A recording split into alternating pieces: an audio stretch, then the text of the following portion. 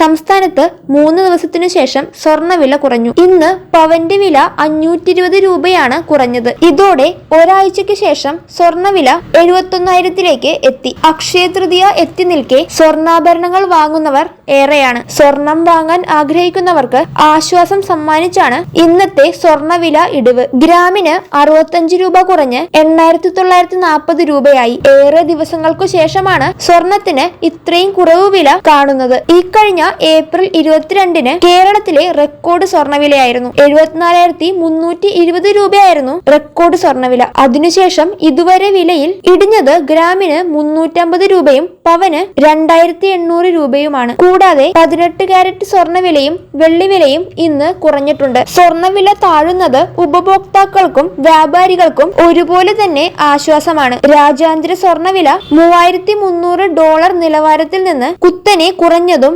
ഡോളറിനെതിരെ രൂപയുടെ മൂല്യം മെച്ചപ്പെട്ടതുമാണ് കേരളത്തിൽ ഇന്നും വില കുറയാൻ കാരണമായത്. നിലവിലെ സാഹചര്യം അനുസരിച്ച് സ്വർണ്ണവില $300 വരെ നയിച്ചേക്കാമെന്ന് വിലയിരുത്തലുണ്ട്. അങ്ങനെയാണെങ്കിൽ കേരളത്തിൽ ഇനിയും സ്വർണ്ണവില ഇടിയാൻ സാധ്യതകളുണ്ട്. സ്വർണ്ണവില ഇനിയും കുറയുകയാണെങ്കിൽ സ്വർണം വാങ്ങാൻ ആഗ്രഹിക്കുന്നവർക്ക് വളരെ നല്ല സമയമായിരിക്കും. ചരിത്രത്തിലെ ഏറ്റവും വലിയ വിലയിലേക്ക് എത്തിയ സ്വർണ്ണവില ഉപഭോക്താക്കൾക്ക് ലാഭമെടുത്ത് പിരിഞ്ഞതോടെ കുറഞ്ഞിരുന്നു. താരിഫ് കുറയ്ക്കാൻ ട്രംപ് തീരുമാനിച്ചേക്കുമെന്ന സൂചന വില കുറയാനുള്ള മറ്റൊരു കാരണം കൂടിയാണ്. സ്വർണ്ണാഭരണം വാങ്ങുമ്പോൾ 3% GST-യും 53 രൂപ ഹോൾമാർക്ക് ഫീസും പണിക്കൂലിയും കൊടുക്കണം. പണിക്കൂലി ആഭരണത്തിന്റെ ഡിസൈൻ അനുസരിച്ച് വ്യത്യാസപ്പെട്ടിരിക്കും. ഇത് 3 മുതൽ 35% വരെയായിരിക്കും. അക്ഷയ തൃതീയ പ്രമാണിച്ച് നിരവധി ജ്വല്ലറികളിൽ പണിക്കൂലിയിൽ വലിയ ഇളവുകൾ പ്രഖ്യാപിച്ചിട്ടുണ്ട്.